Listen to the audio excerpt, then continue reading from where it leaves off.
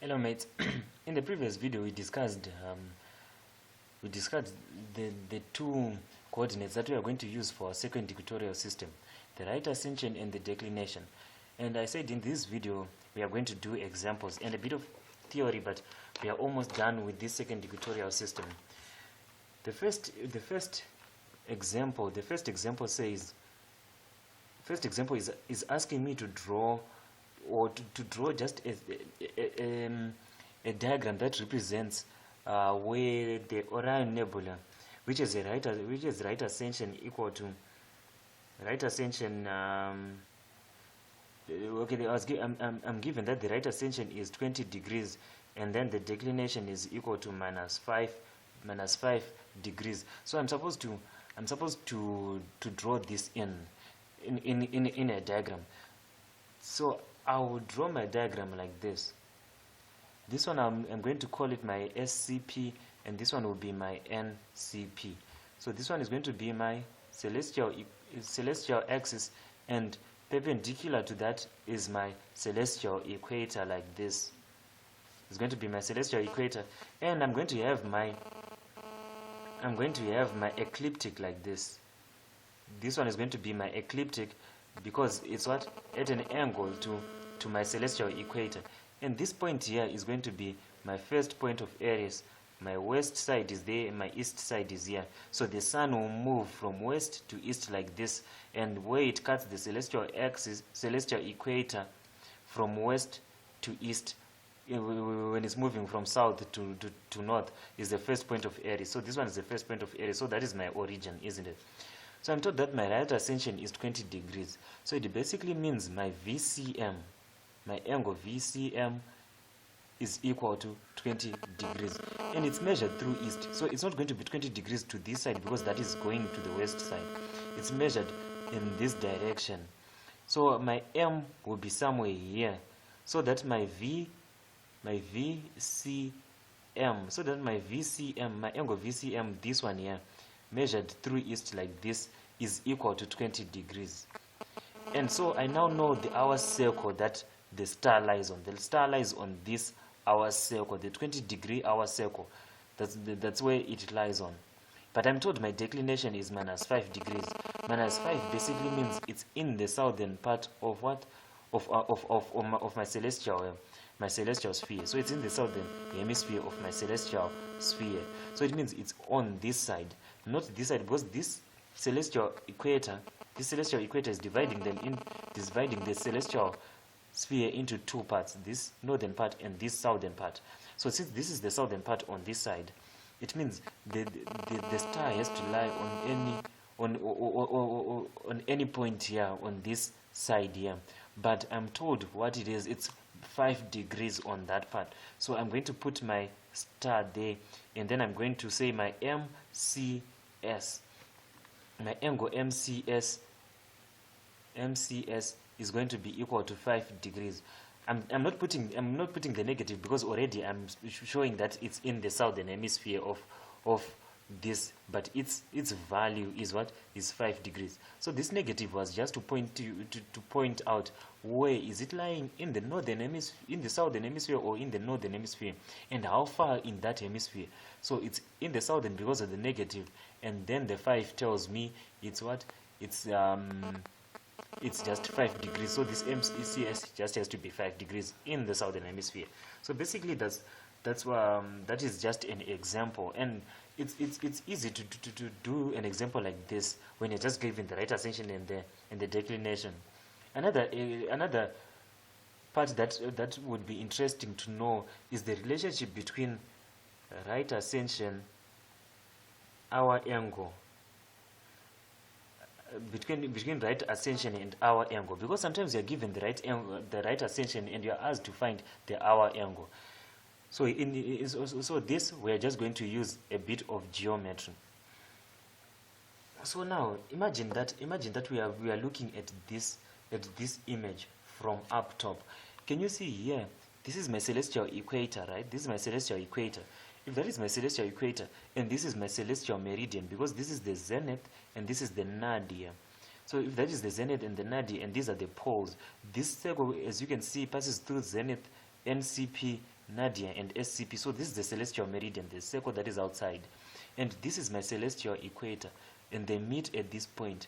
In the first equatorial system where they meet, that's where the origin is, in the first equatorial system, and that is where our angle is measured from. So we now know where our angle is going to be measured from and where right ascension is going to be measured from. So let's see if there is a relationship between them. The difference is now right ascension is measured through east and our angle is measured through west. So now imagine we are looking at this diagram from up top. You're looking at this diagram from an aerial view like this. You're looking at this diagram from an aerial view. That is your eye looking at it from an aerial view like this. So you see the celestial equator flat out. You see the celestial equator flat out like this. And then you see your point O. Your point O might be somewhere here. But on the celestial equator, there's also the first point of Aries. So you see your first point of Aries, maybe probably there. So your first point of Aries will be here. And then the point C will just remain in the middle. It will be the point C like that. So this is an aerial view of what is going on. And then we have a point M where the hour circle is cutting what? Is cutting our celestial equator. So we have our point M here. That is where our hour circle is cutting our celestial equator. So now let's look at the angles and do a bit of geometry. So we know this angle that I've drawn in here, this one here, VCM, we know our VCM is going to be equal to our right ascension. And it's measured because this is the eastern side and this is going to be our west. This is going to be our west and this is going to be our east. So measured through east like this is going to be our right ascension of that star, because this M here is the hour circle for a star. So this right ascension is going to be right ascension of our star S, isn't it? And then now, when we have our origin, this is origin or the hour angle origin. That's where our angle is measured from, right? That's where our angle is measured from. So with a bit of geometry, when we draw a line like this, we see that angle OCV, this angle here, OCV, is equal to angle OCM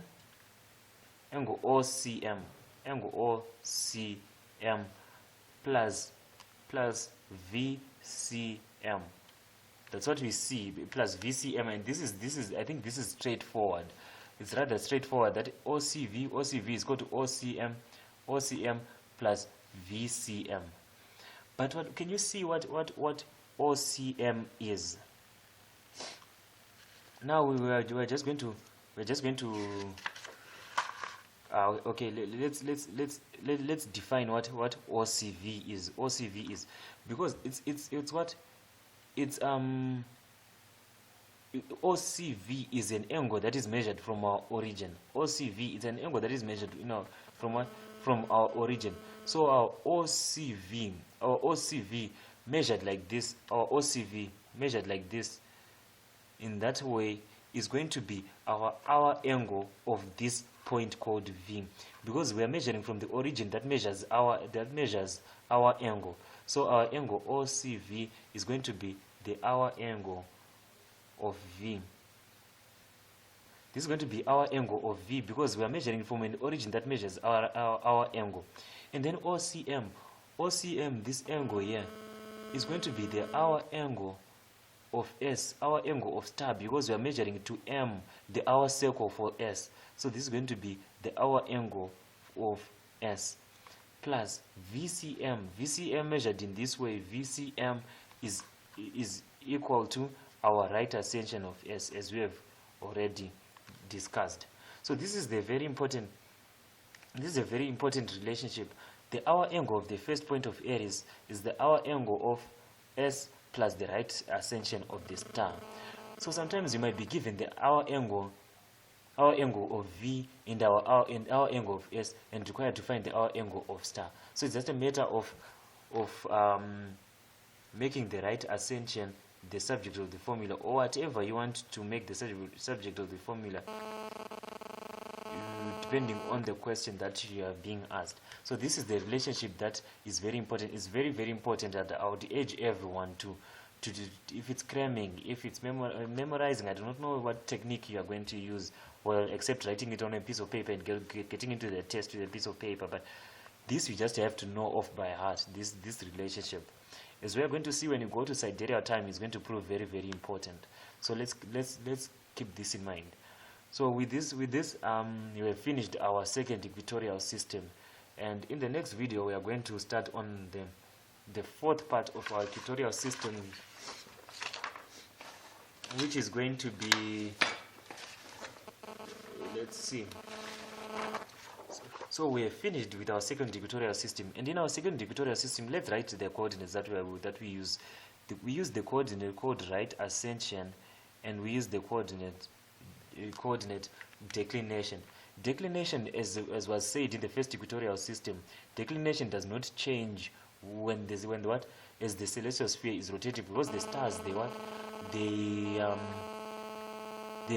rotate parallel to the celestial equator, so their distance or their height above the celestial equator, which is a bit like declination, which is sort of declination, doesn't change because they are parallel. Parallel, you know that parallel doesn't change. So if the height is constant, it basically means the declination doesn't change.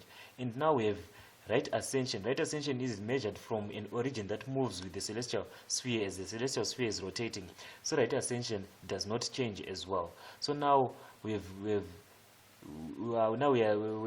better off than in the first equatorial system, where our other coordinate was changing with time. So now we have two coordinates that do not change in time.